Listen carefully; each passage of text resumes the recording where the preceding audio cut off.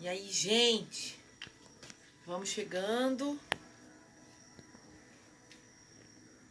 Cleide, Leca, Wellen! O Wellen tá em todas. O Wellen virou fã do Peter. Gente, Peter já tá aí. Homem pontual.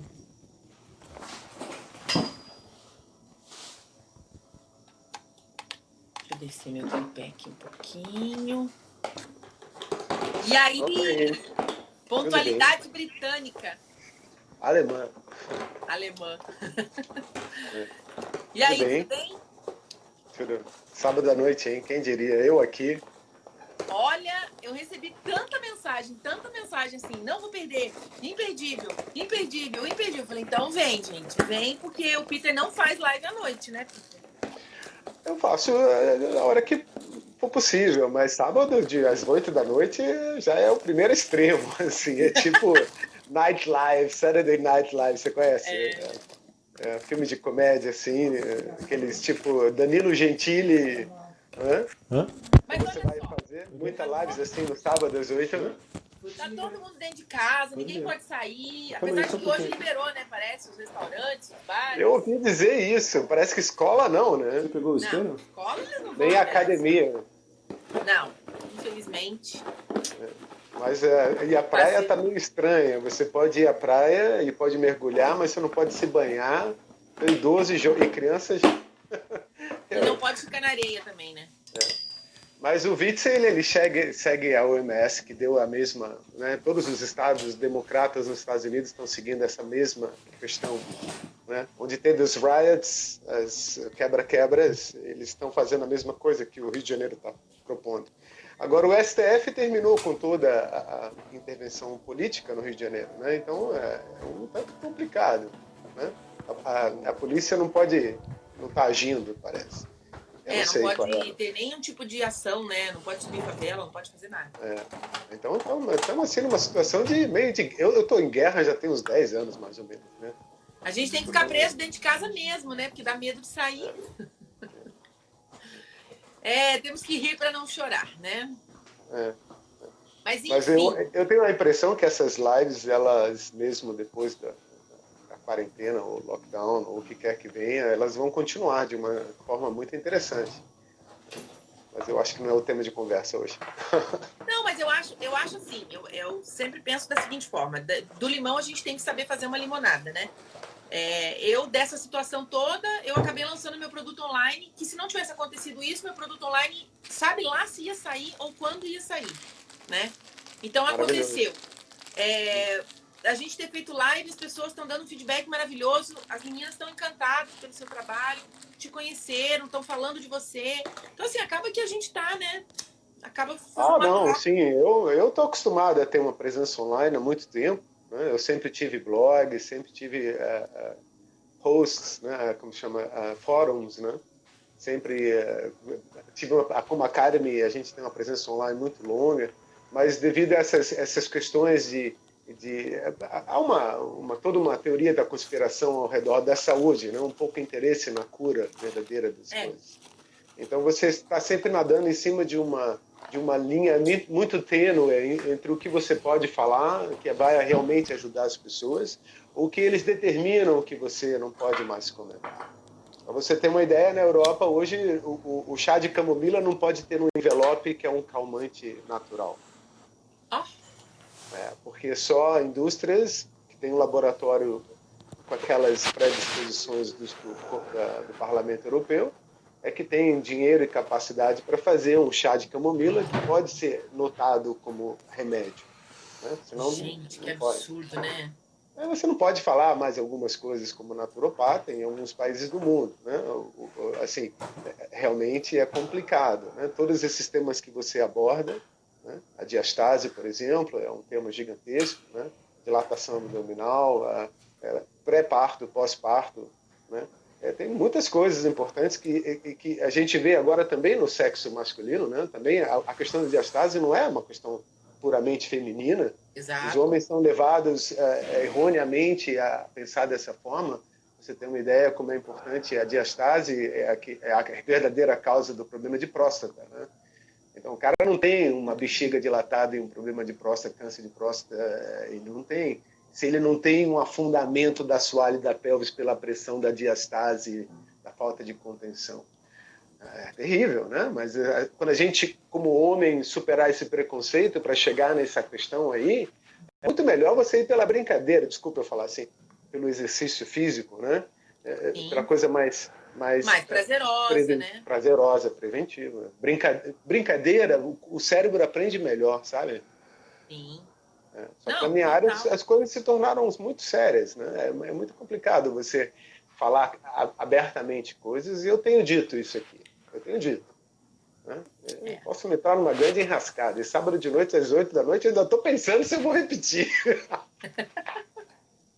Bom, antes da gente começar nosso papo mesmo, deixa eu falar aqui para quem ainda não sabe, ó, esse livro aqui é o livro do Peter, é maravilhoso, tá? Como sobreviver na selva urbana. Ele tem a venda na livraria Argumento. Eu vou digitar aqui. Mas tem e-book também, né? Eu não sabia disso. Tem no Kindle da Amazon e tem o e-book.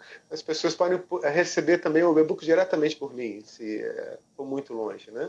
E Aí, gente, que assim, maravilha. tem outros e-books também, diversos, na verdade, né? Tanto em alemão como em inglês e em português. Mas Pronto. esse livro especificamente é um livro para o mercado brasileiro. Ele fala de inhame, ele fala de mandioca, né? Ele fala de açaí, certo?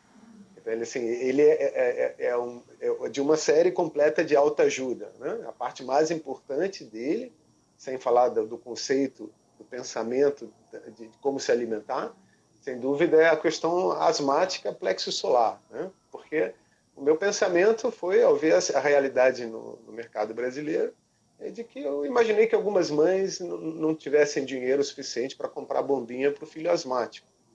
E o que eu vejo no processo da diastase, no avanço dos números da estatística de doença crônica, é que cada vez mais a alergia que causa asma, né, vai se tornar um problema cada vez maior na nossa sociedade, seguindo a diabetes, seguindo todas as outras coisas. Né?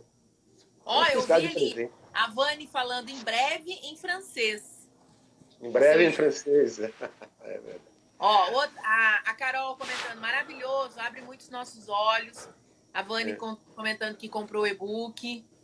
Bom, então vamos lá. Já apresentei o Peter. O Peter eu conheci através de um post que minha amiga Carol, que está aí, me mandou e falou: Cris, lê isso. Quando eu li, eu falei: gente, quem é essa pessoa? E assim, impulsiva como sou, mandei uma mensagem voando para ele. Falei: quero conhecer seu trabalho. Onde você mora? Ele respondeu: no Rio. Eu falei: não acredito. E aí tive o prazer de conhecer o Peter pessoalmente, fui tratada por ele. E assim, tenho uma admiração incrível. Leio os posts dele e fico assim, eu termino de ler e fico assim, meu Deus, não é que faz sentido? Eu fico ligando uma coisa com a outra. Eu falo de você para as pessoas. E, enfim, vou espalhando sempre, vou divulgando sempre. E amigas minhas que conheceram o seu trabalho adoram. E é isso aí, admiração demais. E me sinto lisonjeada de você aceitar e fazer uma live comigo. Eu, É eu, assim. eu me divirto, né? Eu gosto de bater papo sobre o que me fascina. Você precisa entender que eu estou há muito tempo já querendo sair dessa área toda e ela sempre me puxa de volta, é como uma missão que eu não consigo me livrar. Não, você não Então, pode assim, sair. não tento, mas eu sempre sou Não, você não arrastado pode. para dentro dos cursos, para dentro das palestras, para escrever o livro tal. Eu sempre estou envolvido nessas histórias de qualquer maneira. Estou há muito tempo fazendo trabalho em educação física, em fitness, desenvolvendo produto para professores como você, né? Eu trabalhei com grandes academias na Europa, onde eu organizei. Eu não era o chefe apenas, eu era chefe porque eu era o melhor, né? Isso é horrível de ficar se gabando. Mas eu tenho um olhar um pouco diferenciado para essas coisas, que vem da cinesiologia aplicada. Né? E ela me dá uma entrada no problema, já buscando uma solução bastante viável, porque tem que ser linkado com a prática para funcionar numa academia, sabe? Mas assim, tem que ser algo que a pessoa que seja replicável, algo simples de aprender e que os Sim. treinadores consigam realizar se sentindo seguros na situação. Então eu começo a olhar a coisa toda para uma coisa que tem que ser vendável, né? Tem que ser funcional, tem que ser vendável, tem que trazer resultado. E se não traz resultado, não adianta eu ter diversos professores, estudos e livros teóricos tentando determinar que aquilo tem que ser verdade, embora não funcione. E o que não funciona, basicamente, e os números mostram claramente, é a questão do emagrecimento, né? De manter o peso em qualquer idade. Isso não era assim antigamente, né? Isso mudou. Então, assim, os números avançam justamente porque mudou. Então, nós temos hoje, os números no Brasil são horrendos, né? Nós temos 81% do adulto brasileiro sobrepeso e 55% obeso, né? Estamos falando assim de obesidade mórbida, certo? Aquela que mata. Só que a obesidade em si, ela mata sim, mas ela vem de uma alergia, é a alergia que mata. E, assim, é fácil de contornar pela dieta, né? Muito difícil de entender sem você ver o intestino, a inflamação que está ocorrendo lá, a diastase e toda a mecânica que envolve respiração cardiovascular. Se você não linka isso com o intestino, você nunca vai conseguir entender o cérebro. Então, tudo se torna uma complicação porque a gente nunca olha para o intestino. A gente realmente começa a olhar para o intestino de verdade agora. Então, desde Ansel Keys, a gente aceitou uma porção de verdades que não são verdades, e estamos lutando com isso, e a minha área, como a sua, que começou na educação física, mas eu tinha 56 academias, 3.600 treinadores que trabalhavam para mim, não era em 6 países diferentes, não é tão simples assim você encontrar em cada cultura essa linha vermelha que permite sucesso, né?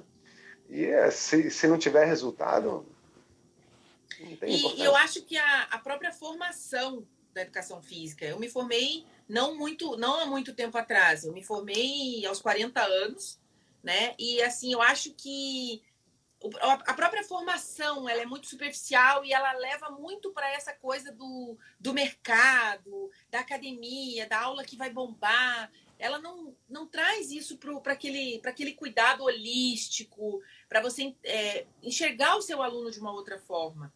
Eu falo sempre assim, eu quando vou atender alguém, eu não olho para o bíceps, para o tríceps, para o quadríceps, eu olho para a pessoa que está ali. Né? Vamos entender, vamos tentar adequar o treino à sua rotina, tipo mães, eu trabalho muito com mães. Tem dias que eu chego lá e falo, cara, eu vou fazer um relaxamento nessa mulher. A bicha não dormiu a noite inteira, tá cansada, tá estressada. E aí você vai lá e vai colocar mais um estresse nela, mais uma sobrecarga. Né? Então eu acho que falta isso, falta essa... Não, mas você está dizendo que porque o seu trabalho é uma coisa do personal, né? Uma coisa do individual, do one-to-one.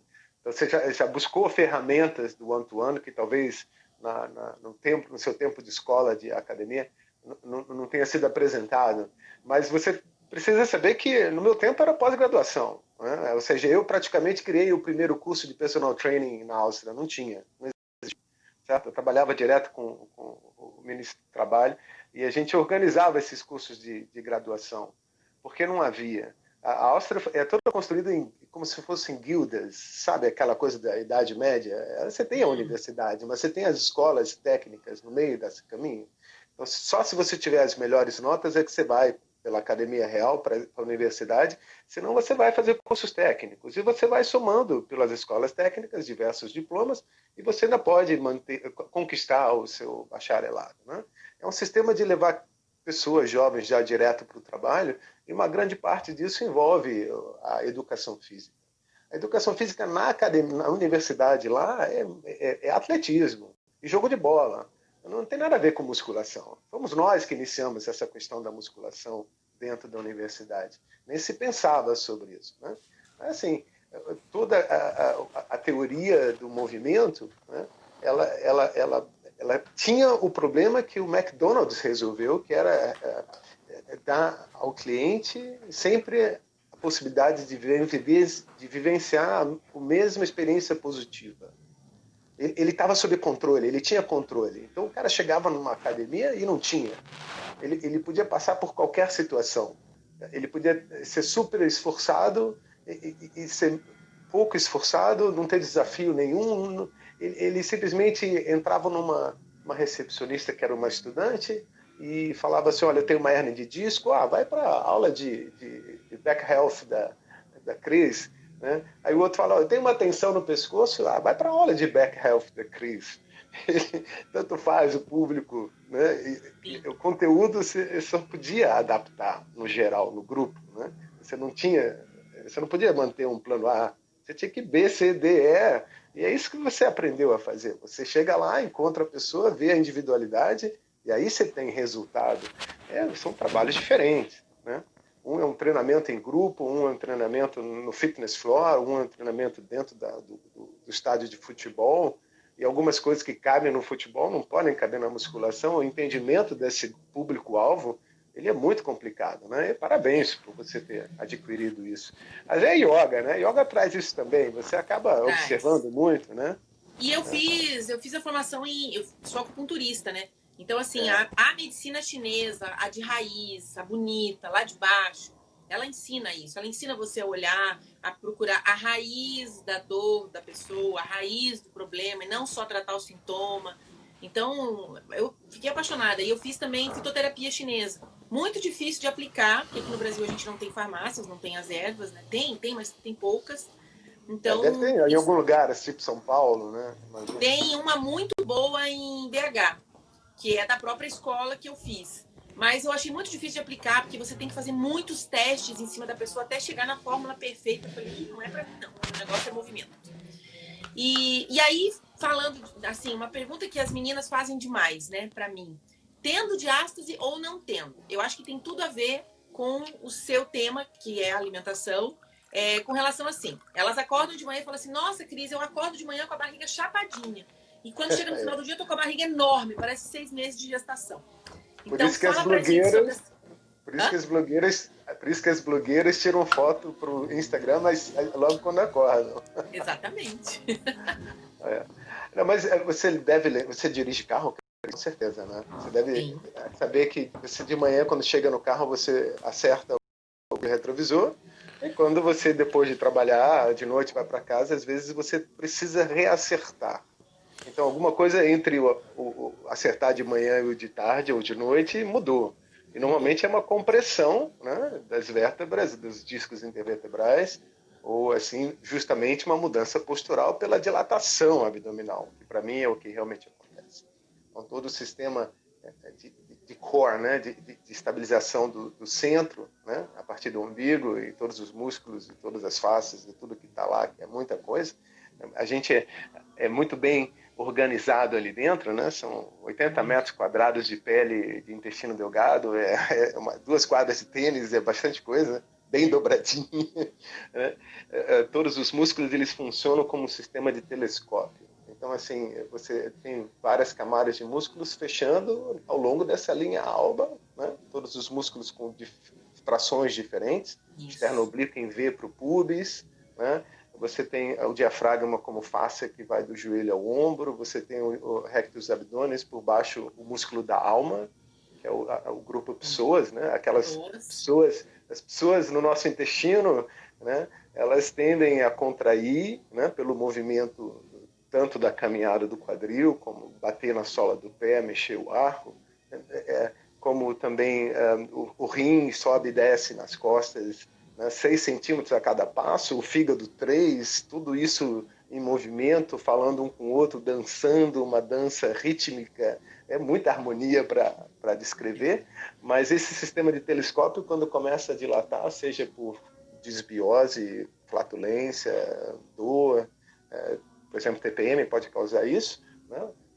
Na verdade, toda dor tem que ter um pensamento mecânico, no mínimo, seja do inchaço pela linfa, ou o músculo em si, ou os órgãos em si, mas normalmente dor constante, dor que vai e vem, crônica, é aquela resistência ao fluido, né, que não consegue passar por essas contrações musculares, né, aí tem aquele inchaço, a sensação de inchaço, quando começa a rasgar, a pele vai ficando cada vez mais fina, né? Os músculos, eles não são tão elásticos como a gente pensa, ok? Então, se você pega lá um músculo e você faz uma contração, ele muda, mas ele tem aquela contração mínima sempre presente, que que está programada no sistema nervoso central, para você poder se movimentar, você tem que pensar no movimento, né?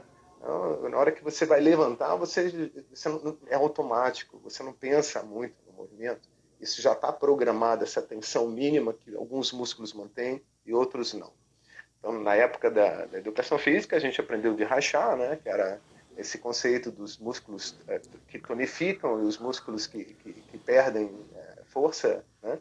Assim, justo pelo uso diário.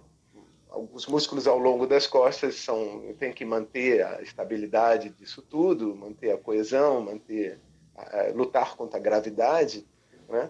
Mas assim, se for a gravidade da maneira que a gente entende, então há essa compressão, como há essa dilatação. Mas o que a gente sabe concretamente é que quando o ombro avança para baixo, toda a pressão no meu coração ela tem que mudar a partir daqui, né? Então tudo muda ali, né?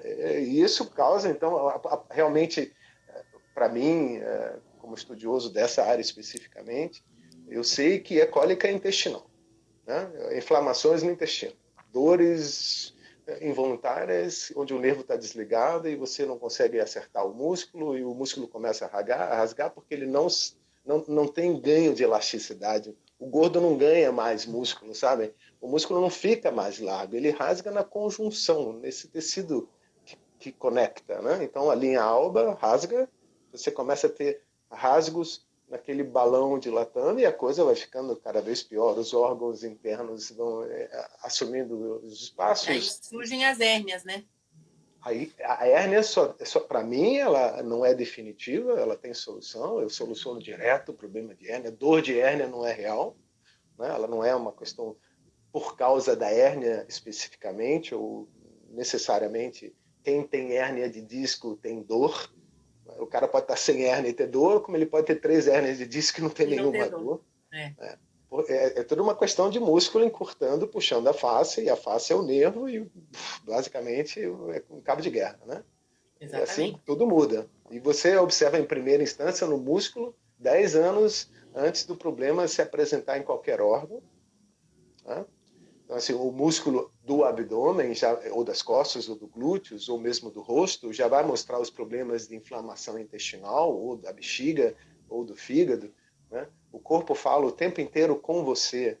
E o mais importante para a gente poder prevenir é escutar o corpo. Mas não é uma linguagem corporal do tipo que a psicologia vai falar. Não é disso que a cinesiologia quer dizer. A gente está falando de mudança cinética.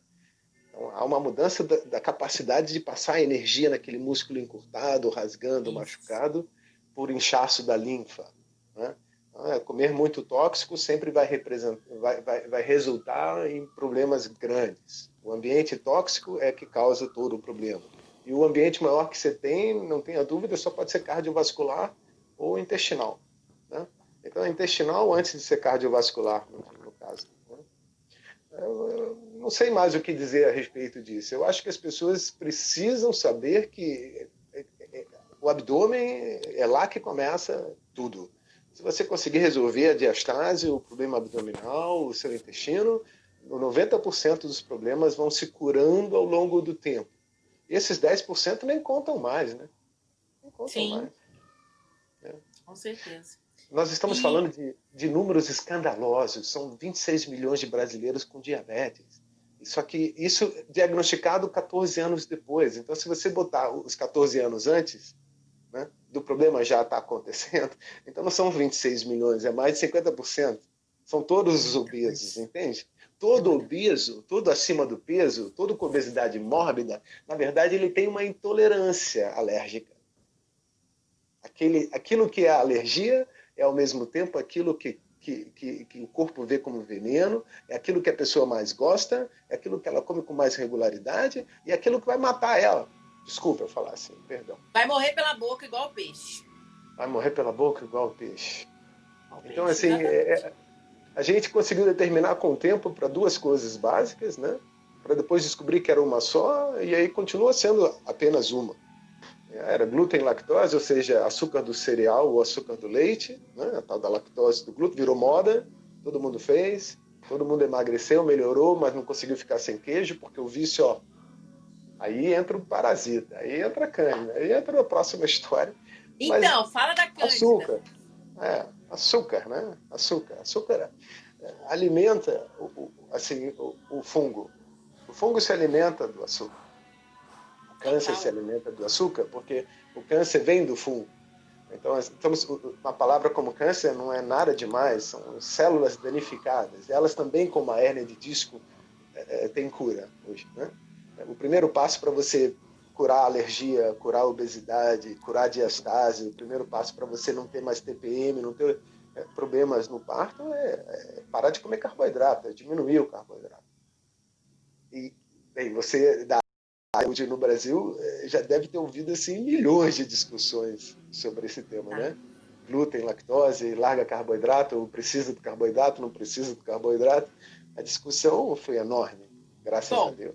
deixa eu falar da minha experiência, então. Eu sou de uma família italiana que comia pão, que fazia pão caseiro, que fazia macarrão, e o macarrão da nona, o piró. Ah, você conhece o pirorê ou o pirog, que é aquele pastel cozido? Enfim, a gente veio das massas, né? E eu sempre mantive essa alimentação e fui. Tem cerca de 5 anos que eu mudei radicalmente, que eu comecei a me reeducar. Eu fui uma pessoa que tive compulsão alimentar, eu passei várias coisas. Comi muito Não, mas açúcar é na vida. importante você frisar, né? Já que você colocou a sua aparente ancestralidade e falou da massa, que é o glúten, e agora você deve falar dos resultados, o qual você teve, da forma positiva e da forma negativa, né? Há o Sim, prazer e há a comunidade, e há também essa memória afetiva, mas há também as dificuldades que foram causadas por isso, né?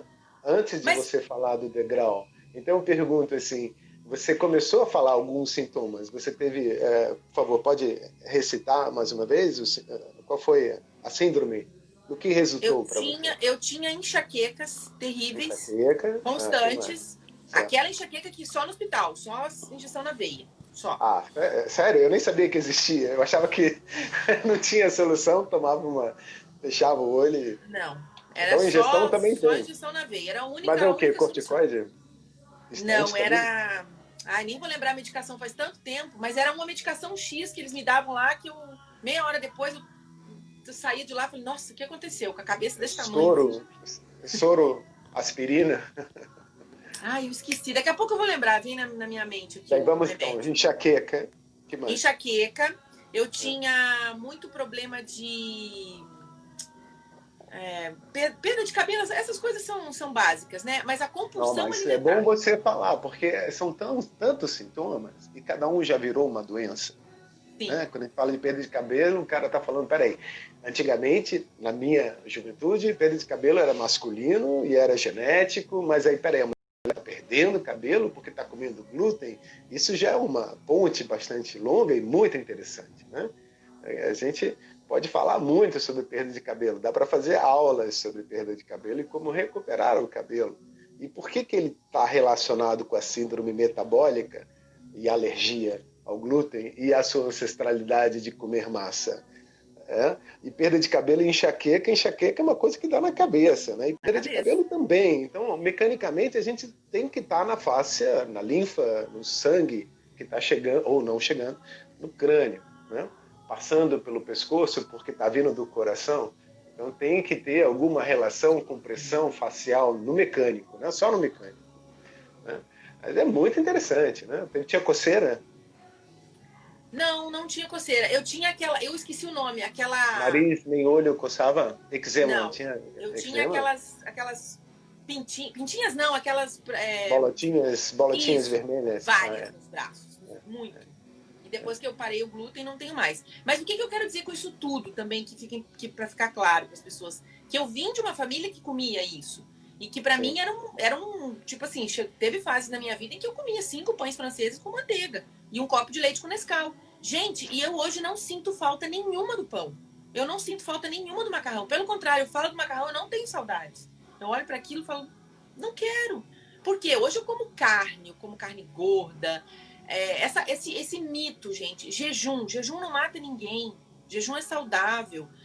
Comer carne com gordura, comer vísceras, isso não mata ninguém, isso não faz mal. Senão a gente não tinha chegado onde a gente chegou. A gente tinha morrido lá na pré-história. Mas assim, um dos grandes fatores da diastase ou da dilatação abdominal, que no final pode ser a mesma coisa, é a fermentação, a levedura, né? Do glúten, principalmente. Não é só a proteína do glúten em si, mas o fermento. Porque, veja bem, você não é o que você come? Total. Também pensa, sente, mas vamos focar no que pode ser Sim. feito, né? Quando a gente pensa que a gente é o que come, a levedura, o lactobacilo, o fungo e o verme também é o que come. E ele come açúcar. E se ele come o glúten, você tem alergia ao glúten, então a levedura do glúten, que é muito difundida entre os veganos, ela tem que causar o mesmo problema que o glúten causa, Exato. que é o tal do nutritional yeast, né? Levedura nutricional.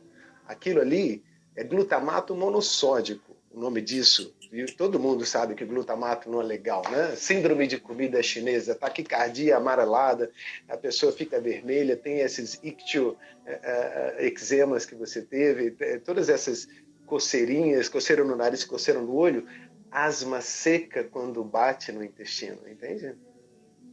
Pigarro. Exatamente. O cara come macarrão e Pigarro. tem pigarro.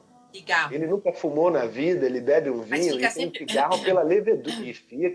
E fica, porque afeta o fígado. Porque o fígado fala com a sua mente, mandando essa forma de comunicação verbal pelo diafragma, certo?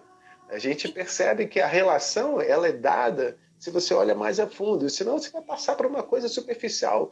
Eu fui buscar isso tudo porque eu tive alergia. Eu fui às 3 horas da manhã no hospital de Viena, porque eu estava de moto no inverno, não tinha ninguém em casa.